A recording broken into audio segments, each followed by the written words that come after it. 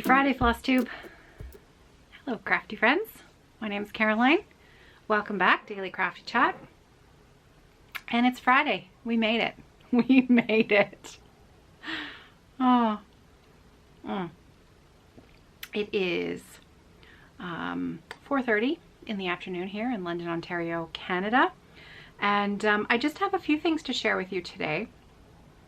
I just got back from the grocery store. I had to go to the grocery store. We were out of a few things and completely out of milk. And those of you who know how much I love my coffee, you'll know that I will drink it black, but I do prefer it with a bit of milk. So yes, you can imagine. I know that many of you can imagine the grocery store on a Friday afternoon in 2020. So when I got home, I unpacked the groceries, gave Nicholas a hug and a kiss, and made a coffee and came up here to chat with you. So just time for a bit of, just a little bit of a break before I get to my next task of the day. Now, I'm gearing myself up for this one. It's Halloween weekend. You all know that. Today is the 30th, so tomorrow is Halloween, the 31st. And up until this point, it's through no fault of his own, really. John has been the Halloween parent. And it's not that I have anything against Halloween. I like Halloween. I am the candy hander-outer. I love handing out candy at the door. I love having children come to the house. I love seeing the costumes. I love their excitement. And I really enjoy that part. I was never much of a fan of the going out trick-or-treating. But John loves doing that. So actually, for our entire marriage, it has worked out very fortuitously. I never minded staying home to hand out the candy, and then John would take the kids around to go trick-or-treating, and then their final stop of the night would be our own house, where they would ring the doorbell and they would trick-or-treat at our house, and I would answer the door. And anyways, this year, John had to close up the cottage this weekend. So he left on Thursday, which was just yesterday, but it already feels like 3 days ago. He left yesterday, and his plan was to come home first thing tomorrow morning, Saturday morning. And many of you know my father-in-law also lives up there on the island in his own cabin, and he also closes up at the same time. John helps him close up his cottage, and then he moves to London, where he has a small apartment very close to us here in the city. And then so just if you're wondering how that works, we do still he is still with us for, especially this year. He will be with us until at least February. He cannot leave the country, even if he wanted to. And at the moment, he has very little desire to travel. But because of our healthcare regulations and Ontario OHIP regulations, timing of how long you need to be in the country. And I'm sure many people will understand this. Because he was unable to travel home until the end of July, he cannot leave Canada until February. Otherwise, his Ontario health coverage will be affected. But that's fine. He has a very small, comfortable apartment here in the city. And so what normally will happen is 4 or 5 days a week or so, he will come over and eat dinner with us, and we'll have a little coffee or a little chat, and then he goes home. So it all works very much like it does at the cottage. It's just that he's 10 minutes down the road by car instead of 2 minutes across the island by path. So it's a bit it's quite a nice situation. Anyways, so they're closing up the cottages this weekend, and I got a message this afternoon from John saying, I'm not quite sure what time I'll be home tomorrow because the pipes froze. The pipes froze last night, throughout the night. A at some point in the night, the pipes froze. And he can't leave until the pipes thaw and he figures out if there's any damage, because he can't leave it for the winter with frozen pipes, because who knows where there might be damage, and then, you know, the inside of the cottage, something could leak in the cottage and we'd never know about it, because there won't be anyone there probably until, well, if we're lucky, February, the end of February.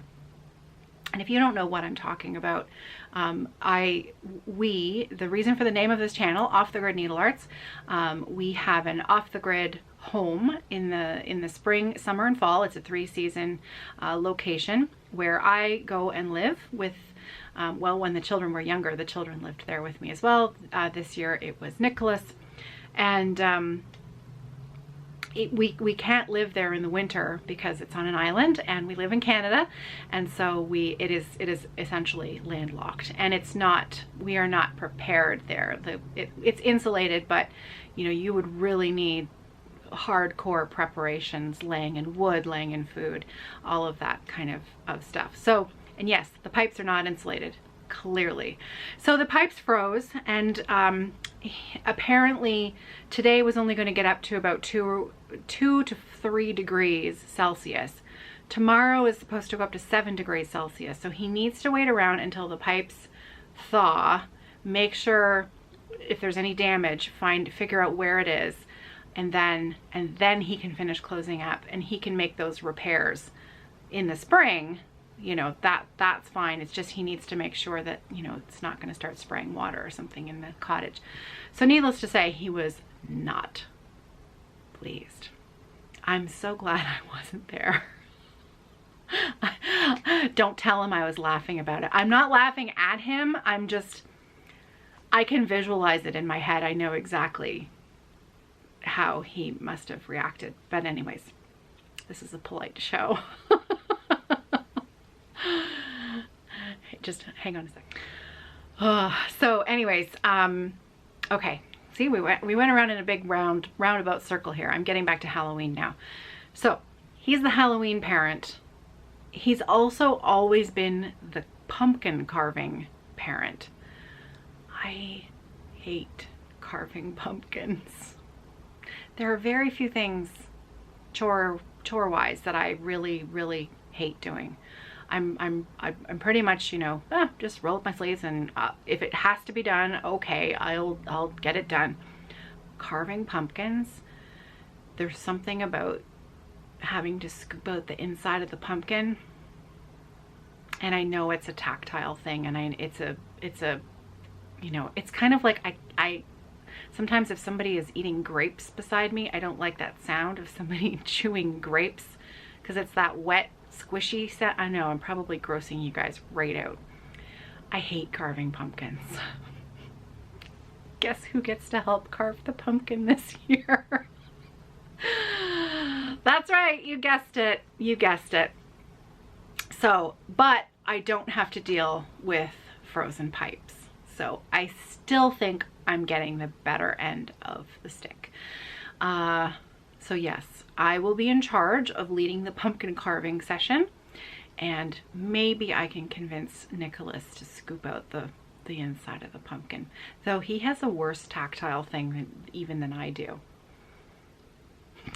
Look at the two of us.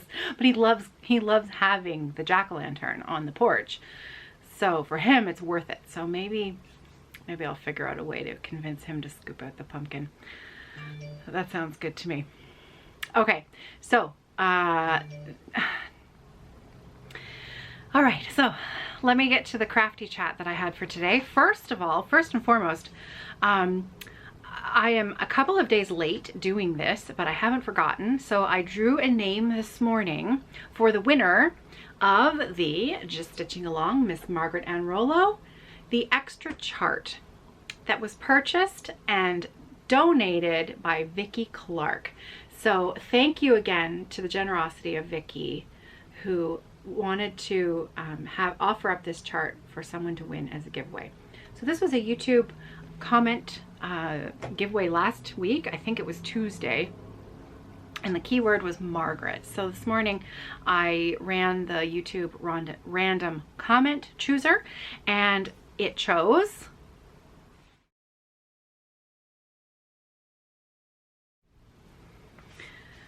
So congratulations, Kathleen Zanotti. You are the winner of the chart. And if you would please email me your address, caroline@evertote.com, then I will get that out in the mail to you. So stitching that I did last night, I did a little bit, just a little bit, right before I went to bed last night. And I was working on my mitten.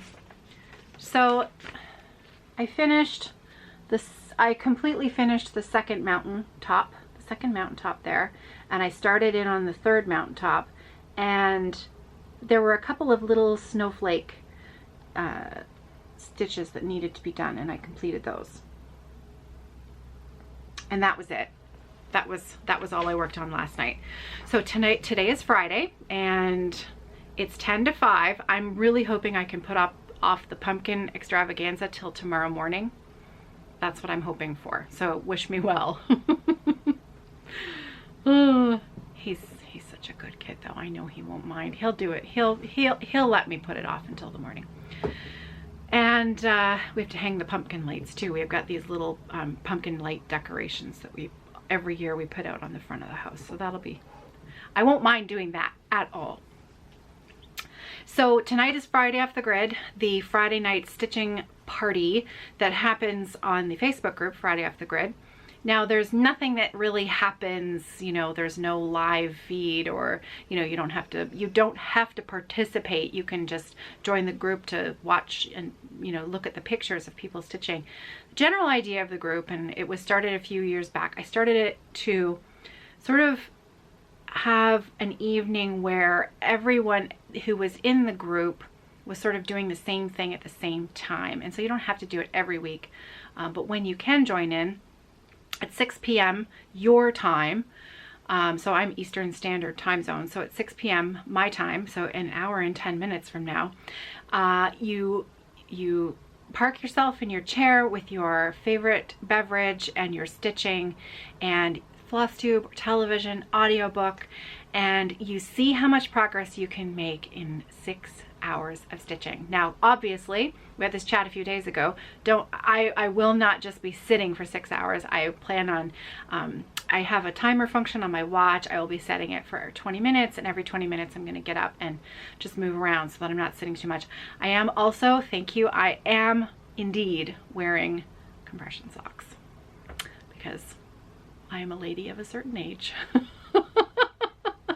And I have problems with the veins in my legs. So yes, I am wearing compression socks, and Mom, no need to worry. I am fine. It is feeling a lot better. So I'll call you later. Yes, so 6 hours, how much progress can you make? Post a picture at the beginning, post a picture at the end, or don't post any pictures and just enjoy other people's stitching and comment, and, you know, just be inspired and see how much progress you can do.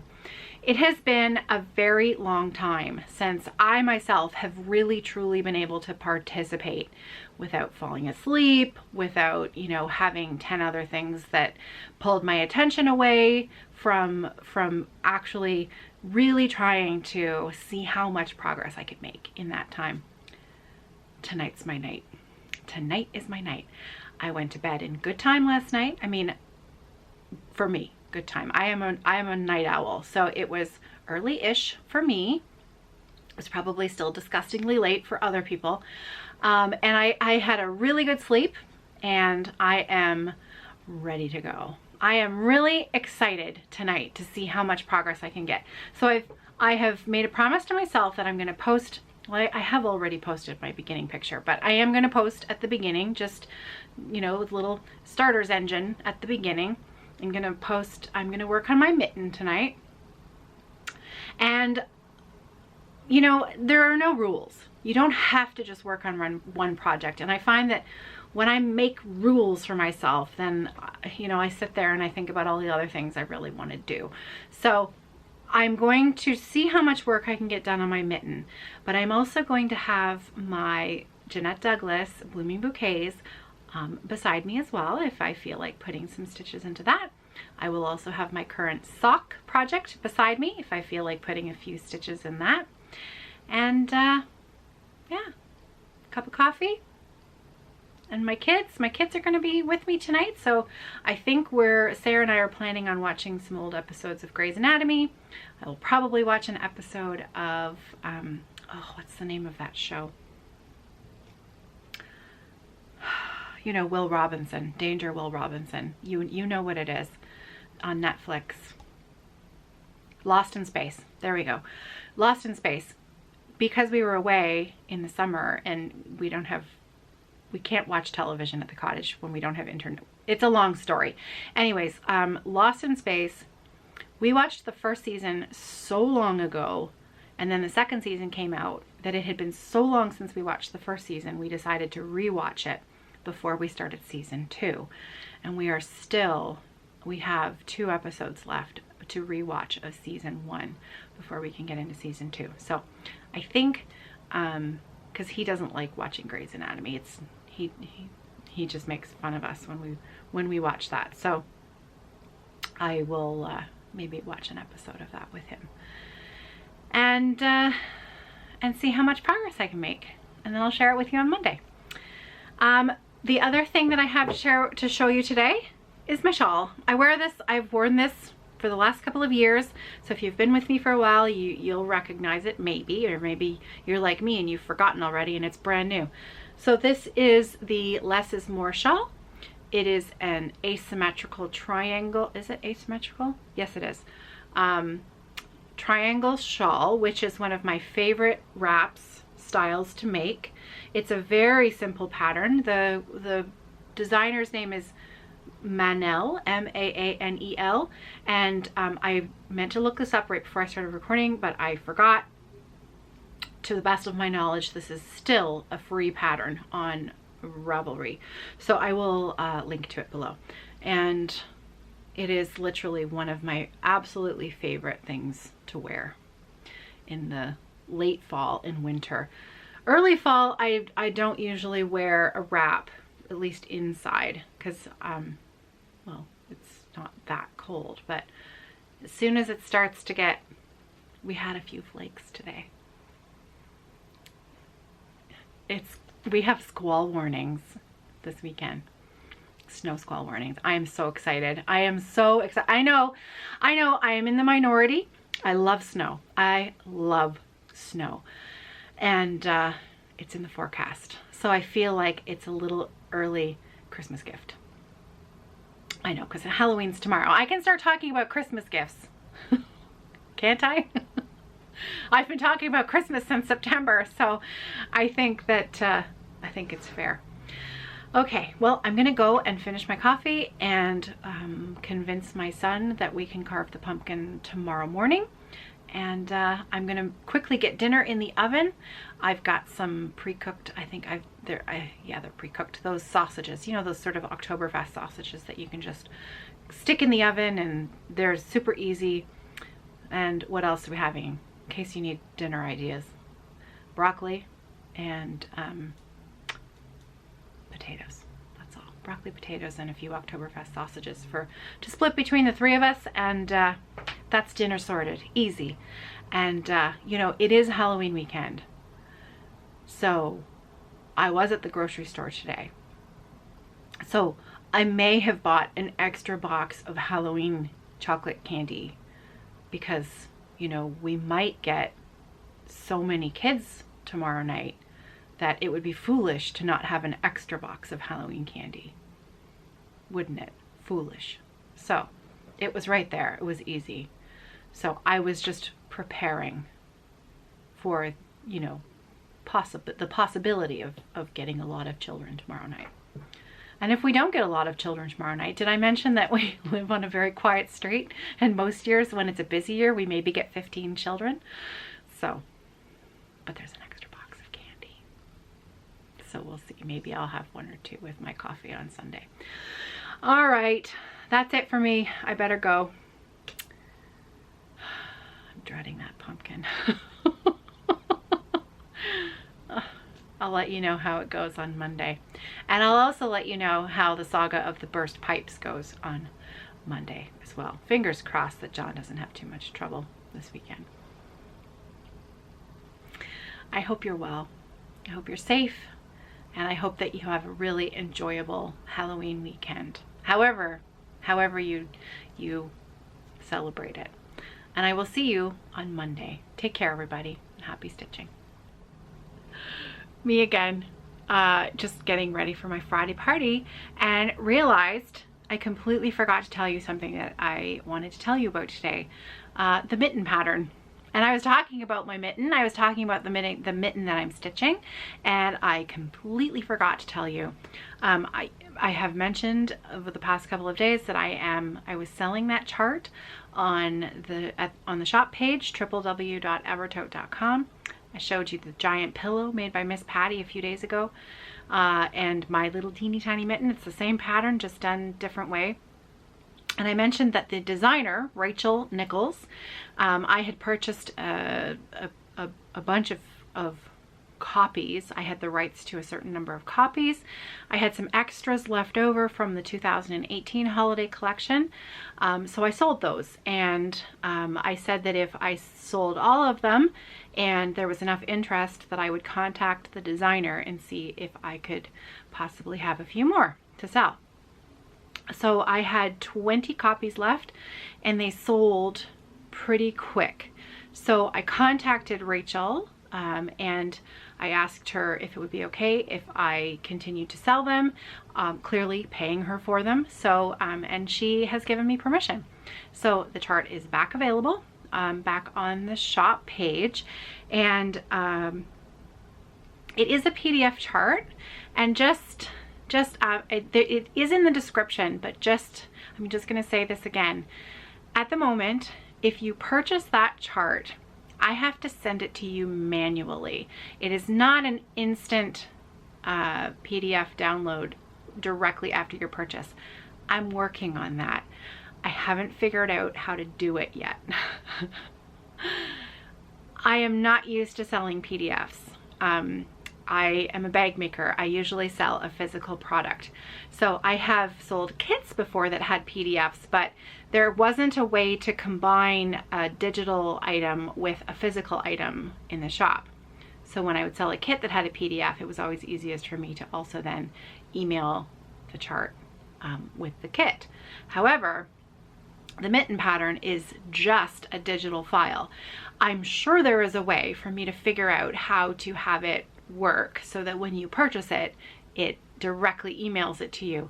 I just haven't figured it out yet. I need a little bit of time to figure that out. So at the moment, if you purchase the chart, I get the order and then I email it to you. So it might take me a couple of hours to get it to you, because if I don't see the notification or I'm not on the computer, then I can't get to it immediately. So in the listing, it says, if you haven't seen the chart within 12 hours of your purchase, contact me and I'll make sure that what happened. I'll find out what happened, because I do try to get it out as quickly as possible. If you haven't received it after 12 hours, before you contact me, double check your spam folder, because very frequently it will, people's spam filters are quite good and it will collect it, and I will have sent it, but you won't receive it because you won't have seen it. So check your spam folder, and if you still haven't seen it, then email me and I'll figure out what happened. As soon as I can, I am going to figure out how to have it work directly. I think I'm gonna need Sarah's help. I already need her help to figure out Zoom. That's a whole other story I'll tell you about on Monday, but I was supposed to record a Fiber Friends episode today with Louise. I cannot get Zoom working on my laptop. I have tried everything, and I've been trying for months. So in fact, I just gave up because I just couldn't get it to work. I've tried everything. So I have tasked Sarah with figuring out how to get Zoom to work, and then maybe I can record a Fiber Friends episode with Louise. And I miss her, so it'll be really nice. Anyways, there you go. The mitten pattern, there's the information for that, just in case you were interested. Now, my hair is up. I'm in my comfy clothes. Well, I didn't change my top. You'll see, because these are already comfy, but I may have put on my party pants, and I am ready to get to my stitching. So, once again, have a great night, and I'll see you on Monday. Take care, everybody.